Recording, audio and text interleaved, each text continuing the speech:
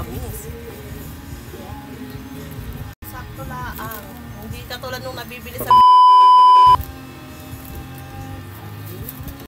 Na-try mo na rin ba yung 7-Eleven iced coffee trend? Kung hindi pa, just keep on watching at ituturo ko sa'yo. At lumabas na naman nga ang bigating magkapatid na to, literal na bigatin ha. Dahil nga may napanood si Sisi na 7-Eleven iced coffee trend. If you know us, alam nyo na mahilig talaga kami sa iced coffee. So ayan, for the go na agad kami dito sa 7-Eleven sa bayan. Wala nga tanong-tanong, nag-ikot na lang kami para hanapin yung mga kailangan natin para dito sa 7-Eleven iced coffee trend. At eto nga, nakita ko na yung oat side na oat milk. Tuwang-tuwa pa nga ako kasi sabi ko sa kapatid ko, ayan, madami silang oat milk. Hindi nga namin makita yung kanilang caramel syrup at wala ring ice cup, so nagtanong na ako sa counter. Kaso nga ang sabi, wala na daw silang available na ice cup and wala din daw silang caramel syrup. Sayang naman yung paglabas namin ni Sisi kung hindi talaga namin maitatry itong 7-Eleven iced coffee na to, kaya naman lumipat na lang kami ng 7-Eleven. So pupunta na lang kami dun sa may 7-Eleven sa may La Huerta. Siguro mga 10 to 15 minutes walk.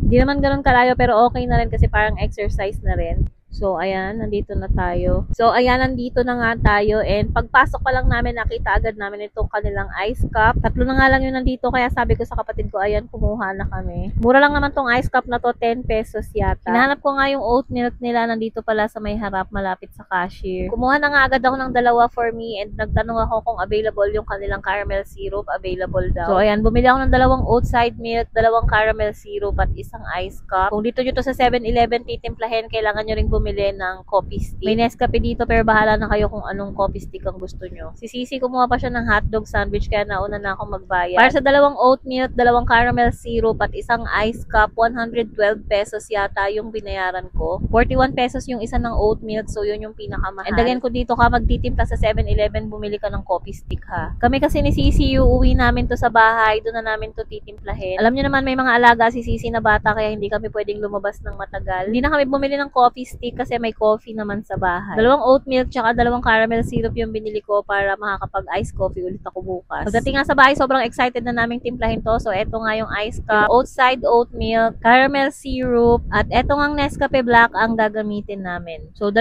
kutsara nga lang ng black coffee yung nilagay ko sa 3 kutsara ng hot water. Hindi masyadong mahilig yung kapatid ko sa strong coffee, so ganyan lang yung tinimpla ko and hati na kami dyan. Pwede nyo naman yan timplahin lang ng ganyan, pero kung gusto nyo ng kaartehan, ayan, gamitan nyo rin ito. Hindi ko alam kung anong tawag dito, pero yan, pang mix ng coffee para maging frothy siya like that. Try ko maglagay sa basket or sa comment section para kung gusto nyo rin ng ganito. So, ayan, kineme-keme pa nga namin yung kape, pero pwede na rin yung timplahin na lang. So, dun nga sa 2 kutsara ng Nescafe Black, hati na kami ng kapatid ko. So, ayan, naglagay na ako dito sa ice cup ko. Sinalin ko na rin dito yung oat milk pagkatapos. Sakto lang siya dito sa isang baso. And then, naglagay na rin ako nung caramel syrup. Hindi ako masyadong mahilig sa matamis. Alam ko, hindi ko gugustuhin ilagay ito lahat. Pero nilagay ko na rin para matry ko yung lasa. Kung kagaya ko kayo na hindi mahilig sa matamis, kalahating caramel syrup lang ang ilagay niyo. So far, so good. Sobrang sarap talaga ng iced coffee na to. Actually, mas masarap pa siya dun sa pinakamahal na iced coffee na natikman ko. Caramel talaga ang favorite naming flavor ni Sisi. Kaya super na-enjoy namin to. Pero alam ko may mga iba pang syrup na available like hazelnut. So, itry nyo. So, yun lang. Subukan nyo na to. Sobrang sarap.